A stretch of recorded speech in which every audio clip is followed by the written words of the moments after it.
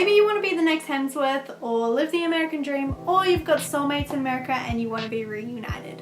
Or that last one's just me. But I'm here to tell you how you can theoretically move to America. I say theoretically because it works in theory, but these methods are pretty hard and complicated, but I still want to give you hope. Although, if you want to try something a little bit easier, I would suggest moving to Canada. And if you want a whole video about that, I can make that for you. Okay, so what are your options for moving to America? Whenever I kind of say that I want to move to America, most people just say marry someone. I mean, it is an option. You can marry someone, but it is pretty tricky. You really need to be in love with someone and prove that you're in love to get away with it. I mean, you could have a sham wedding or what do they call it? A green card wedding, just to live in America. But if they find out, you're probably never going to be able to go to America again. So I'm not really going to risk that. I mean, I do have a lot of friends over there and I could potentially marry any of them. But yeah, I'm not going to risk not going to see them ever again. But if you are truly in love, definitely go for the K1 visa. Then you can eventually get a green card. I think it's a pretty lengthy process and you might not be able to travel out of America while it's happening. But yeah, that is the first option. It's best to stick with this one if you're really in love. Next option is pretty similar. It's family-based immigration, which you can get a few different visas for. There's the IR1 to 5, I believe, and the I think it's F1 to 4. And this is probably the simplest option to do to move to America, except for the fact that not everyone can really do this. You really have to have a family member that's close to you in America to bring you to the country. So next is the J1 visas, which covers like a lot of ground. Basically you could be an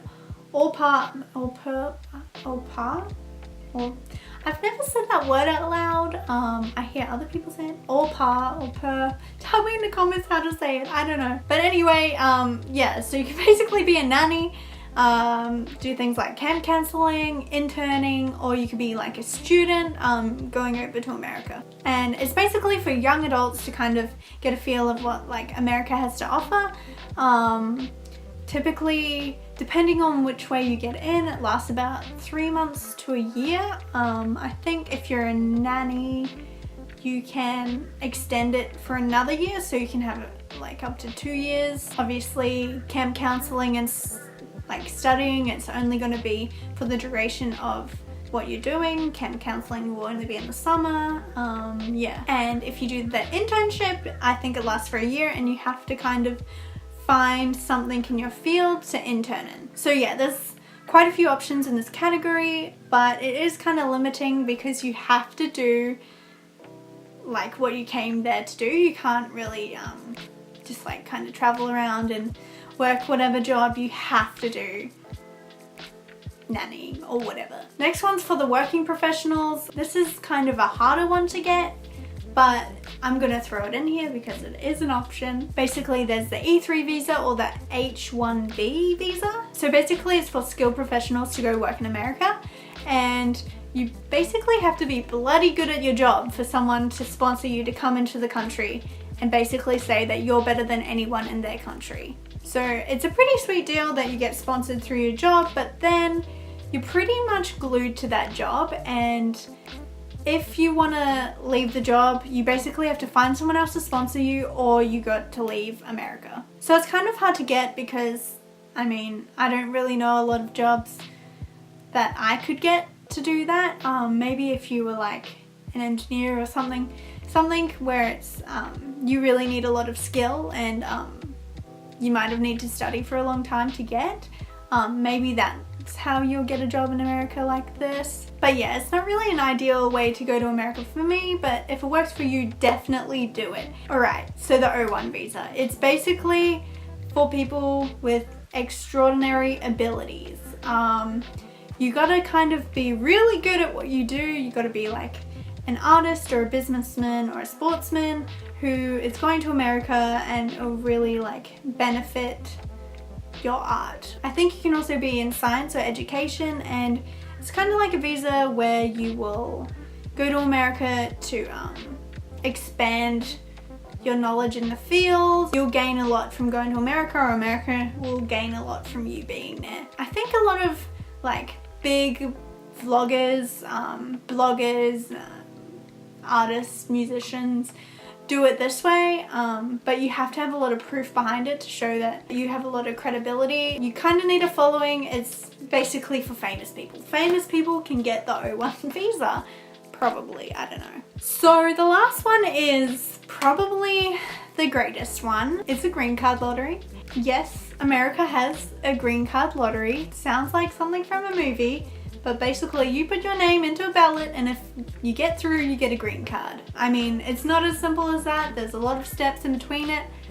But yeah, if you get this, it's basically like getting the golden ticket. Once you got a green card, you can kind of do whatever you want in America, and you can have that green card for as long as you want. As long as you stay in the country regularly, you can have the green card. So yeah, the lottery opens around October, November. It's actually gonna close tomorrow. It might have already closed by the time I got this video out, but I'm gonna do it today, and that's probably, you know, what prompted this video. You basically go on this website and you put in your details and a photo. It's like a passport photo, and send it away, and maybe you'll get through. They draw the lottery in May, and I think by September maybe you can like start moving or doing interviews and stuff. It is kind of a long process, so if I apply now, 2018, it's to apply for 2020. So it is a long process, but if you get it, you're in. The way I see it is like, this is a really good chance to get a green card, and it's actually free to put your name in, so you may as well. I mean, sure, it's not as hard as winning an actual lottery, but it is pretty damn close. So only around 55,000 people are selected in the green card lottery every year, so that's everyone from around the world, and then only around 7% of that 55,000 are chosen from your home country. So basically you're in competition for that 7% from people in your home country. Last year I was hoping that I would have a better chance because my home country is actually New Zealand, but sadly I didn't get it. I do want to note though that it doesn't actually guarantee you a green card if you get selected, because you still have to go through the process, and I believe that they select more people than they actually have of green cards because they expect a lot of people to not really get through the whole process. So you gotta get in quick if you're selected.